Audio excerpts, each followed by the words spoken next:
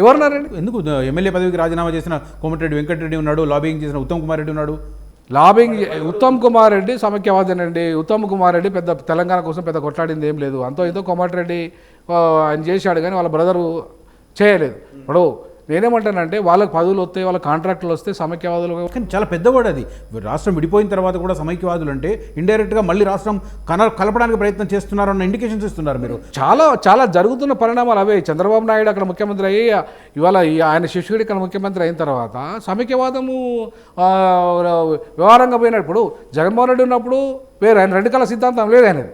నా రాష్ట్రం నాది, నా ఆంధ్రప్రదేశ్ నాది అనుకున్నాడు ఆయన. కానీ ఆయనకు 2 కళ సిద్ధాంతం ఉన్నది కదా. రైట్. ఇప్పుడు నిరుద్యోగుల ఆందోళన వెనుక కావచ్చు, కొంతమంది ఇలాంటి వాళ్ళు దాన్ని సపోర్ట్ చేయడం కావచ్చు, ఈ మొత్తం వ్యవహారం వెనుక బీఆర్ఎస్ నేతలు ఉన్నారన్న ఒక అలిగేషన్ ఉంది, ఏమంటారు?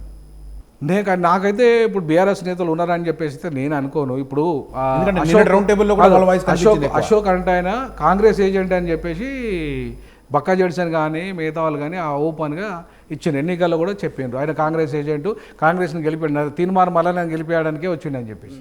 అవునా కదా? మరి అట్లాంటప్పుడు అక్కడ ఎవరు ఏజెంట్ ఉన్నట్టు అశోక్ దీన్ని వెనక నడిపిస్తుండే అనేది బాగా ప్రచారం ఉన్నది. మరి ఆయన కాంగ్రెస్ ఏజెంట్ కదా, మరి బీఆర్ఎస్ ఏజెంట్ ఎట్లా నడిపిస్తున్నట్టు లెక్క? అంటే ఇవాళ ఎవరి ఏజెంట్లు అయినా కూడా ఉద్యమం కరెక్టా కాదా? అలాంటి ఎర్రల శ్రీనివాస్ లాంటి వాళ్ళు కూడా ఒక బ్యాచ్ కూడా ఉంది కదా. నేనేమంటానంటే నేనైతే ఎర్రల శ్రీనివాసం చూసి రాలేదు, లేకపోతే అశోకం చూసి రాలేదు. నేను వచ్చింది విద్యార్థులు, నిరుద్యోగులు. గతంలో తెలంగాణ ఉద్యమంలో మేము అట్లనే పనిచేసినాం. కేసీఆర్కి ఎగనెస్ట్గా కూడా పనిచేసినాం 10 ఏళ్ళు. ఎన్నడూ కేసీఆర్ను పోయి పోడలేదు, నెత్తి మీద వేసుకోలేదు మేము. కోదండరామరెడ్డి వేసుకున్నట్టుగా, కోదండరామరెడ్డి వేసి కేసీఆర్ని వేసుకున్నట్టుగా తెలంగాణ రాగానే బ్రహ్మాండం అంతా మొత్తం అయిపోతుంది, ఏదో మొత్తం మా జీవితాలు అన్నీ బాగుపడతాయని మేము ఎన్నడూ చెప్పలే.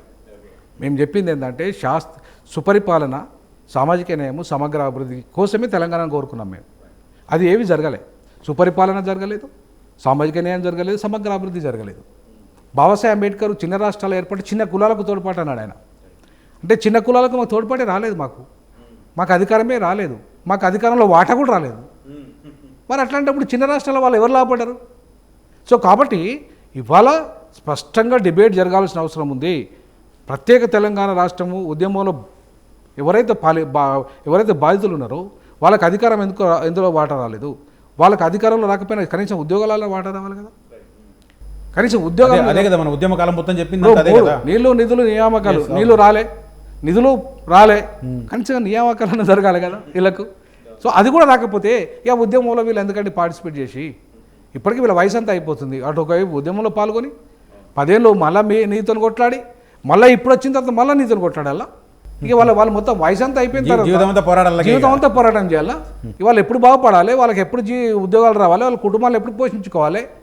మీరు దళిత బంధు స్కీమ్ దగా చేస్తారు వీళ్ళకి. మీరు ఏ కార్పొరేషన్ దగ్గర ₹1 లేకుండా చేస్తారు. కనీసం వాళ్ళకి భూములు అవుతాయి, వాళ్ళకు నీళ్లు లేవాయి, వాళ్ళకు నిధులు లేవాయి, మరి వాళ్ళకు ఉద్యోగాలు లేవాయి, మరి వాళ్ళ బతుకులేం కావాలి? ఇప్పటి వరకు ఒక విద్యావేత్తగా ఉన్న గాలి వినోద్ కుమార్ ఇకపై మొత్తం 100% పొలిటీషియన్గా మారబోతున్నారా? 100% తప్పకుండా. నేను ఉద్యోగం వీఆర్ఎస్ తీసుకునేది రాజకీయ ఫుల్ టైం రాజకీయం చేయడానికి. కాబట్టి ఫుల్ టైం రాజకీయాలకు వచ్చి ఏ పందాన్ని ఎంచుకుంటున్నారు? అట్ట లెఫ్టా, రైటా, బీఆర్ఎస్, కాంగ్రెస్? నేను అంబేద్కర్ ఇష్టను. నేను అంబేద్కర్ ఫిలాసఫీ నుండి ముందుకు వచ్చినని మేము సొంత పార్టీ పెట్టాలని అనుకుంటున్నాను. నేనైతే ఆ దిశగా ఆలోచన చేస్తున్నా కాబట్టి. ఎందుకు 2015లో పోటీ చేసిన తర్వాత మళ్ళీ ఎందుకు సైలెంట్ అయ్యారు చాలా కాలం? అంటే ఉద్యోగంలో ఉన్నా కదా. ఉద్యోగంలో ఉన్నాక నేను డైరెక్ట్గా పోటీ చేయడానికి కుదరదు కదా. అప్పుడు ఉద్యోగంలో ఉండి ఇండిపెండెంట్గా పోటీ చేసిన. సో అప్పుడు మాకు పర్మిషన్ ఉంటుంది. ఉస్మానియా యూనివర్సిటీలో ఇండిపెండెంట్గా పోటీ చేయొచ్చు, ఒక పొలిటికల్ పార్టీగా పోవడానికి లేదు. రాజీనామా చేసినాక పోవచ్చు. కాబట్టి ఇప్పుడు వీఆర్ఎస్ తీసుకున్నా కాబట్టి నేను ఇప్పుడు రాజీనామా చేసినా కాబట్టి నాకు పోవడానికి స్కోప్ ఉంది. సో ఈ అంశాన్ని ఇప్పుడు మీరు దాన్ని బేస్ చేసుకుంటున్నారా పొలిటికల్ స్ట్రాంగ్ అవ్వడానికి? 100%. నేను ఎందుకు చేసుకొని నేను అదే అంటున్నా వాళ్ళను, నిరుద్యోగులారా ఇంకా మీరు ఎందుకయ్యావో 5-6 వేల ఉద్యోగాల కోసము వాళ్ళు నింపే 30,000 ఉద్యోగాల కోసం కొట్లాడతారు. అరే మొత్తం ఎంపీటీసీలు, జడ్పీటీసీలు, సర్పంచులు, రేపు కాబోయే ఎమ్మెల్యేలు, రేపు ఎంపీలు మీరు అవుతారు. మీరు కూడా రాజకీయాలకు రండి అంటున్నా వాళ్ళను. టోటల్ రాజకీయాలకు రండి, మనమంతా కూడా రాజకీయాలు లీడ్ చేద్దాం. ఎందుకు అవినీతి పనులు, దొంగలు, కోట్ల క్రూస్. అరే ఇవాళ నేను అడుగుతున్నాను, వివేక్ వెంకటస్వామి ఫ్యామిలీ కొడుకు, 2 అన్నదమ్ములు, కొడుకు, 3 కావాలా, ఒకటే కుటుంబానికి కావాలంటే రిజర్వేషన్లు. అరే 1000 కోట్ల రూపాయల అధిపతులు వాళ్ళు ఇవాళ ఎక్కడైనా కొన్ని 100 కోట్లు 1000 కోట్లు పెట్టుకెళ్ళి పోటీ చేసే మంత్రి పదవులు. అట్లాంటి వాళ్ళకి ఎందుకంటే రిజర్వేషన్లు వాళ్ళు ఎందుకు పోటీ చేయాలంటున్నా నేను. ఎంతోమంది త్యాగం చేసిన వాళ్ళు ఉన్నారు, ఎంతోమంది సింగరేణి కోసం కార్మిక ఉద్యమాన్ని నడిపిన వాళ్ళు ఉన్నారు, త్యాగాలు చేసిన వాళ్ళు ఉన్నారు, పేదలు ఉన్నారు.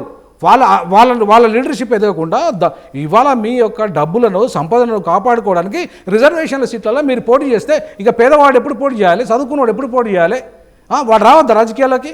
కాబట్టి నేనేమంటానంటే ప్రజల కోసం ఈ తెలంగాణ ఎవరి కోసం, ఎందుకోసం? నేను అందుకే నేను ప్రొఫెసర్ జయశంకర్ గారిని ఇదే అడిగిన, సార్ నీళ్ళు అంటున్నారు, భూమి లేని మా ప్రజలకు నీళ్లతో లాభం ఏంటి, ఏం ఉపయోగము? రేపు తెలంగాణ వస్తే ఎంత భూములు పంచుతారు, ఎవరి దగ్గర ఎంత భూమి ఉంది, లెక్కలు మీ దగ్గర ఉన్నాయని అడిగిన.